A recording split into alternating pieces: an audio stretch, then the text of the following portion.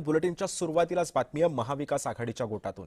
मुंबईमध्ये महाविकास आघाडीची बैठक झाली आणि या बैठकीतून उद्धव ठाकरे, आदित्य ठाकरे उपस्थित राहिले। विधान परिषदेचे 59 पैकी 35 आमदार या बैठकीला हजर होते। पावसाळी अधिवेशनाच्या रणनीतीबाबत चर्चेची सुद्धा आता शक्यता आहे।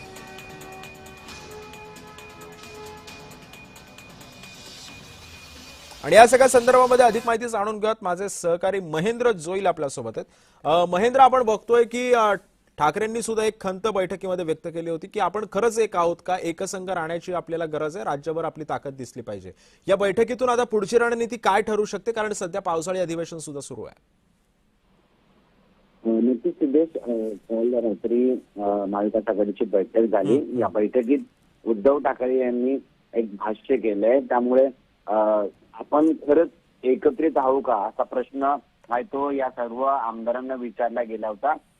एकंदरीत एकत्र राहूनच आपण सगळी कामं करावी लागतील आणि पक्षातील जे 6 फुटी खासदार फुटले होते त्यानंतर उद्धव ठाकरेंनी महाविकास आघाडीच्या बैठकीत हा ज्या संदर्भात एकी संदर्भात ही जे खंत व्यक्त केली आहे आणि महाविकास आघाडी म्हणून आपण सभागृहात आहोत का, आपण एकत्रित मुद्दे मांडायचे ते मांडतो का, असा सवालही जे उद्धव ठाकरेंनी या बैठकीत केलाय।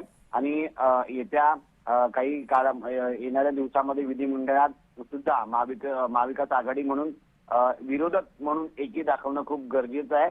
सोबत राज्यातील ज्या होणाऱ्या सभा किंवा बैठका या सुद्धा एकत्रित असायला हव्या आणि आपली एकी ही राज्यभर दिसायला हवी, असं उद्धव ठाकरेंनी या कालच्या बैठकीत आपलं मत मांडण्याचं समोर येत आहे।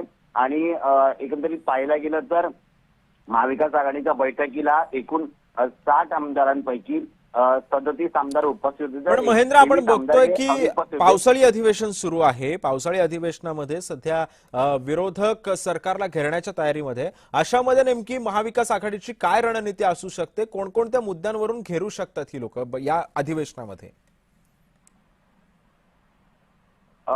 महत्वाचा म्हणजे शेतकऱ्यांचे जे मुद्दे आहेत त्या मुद्द्यावरती महाविकास आघाडी एकत्रितपणे ज्याचे सत्ताधाऱ्यांना कोंडीत धरलं पाहिजे।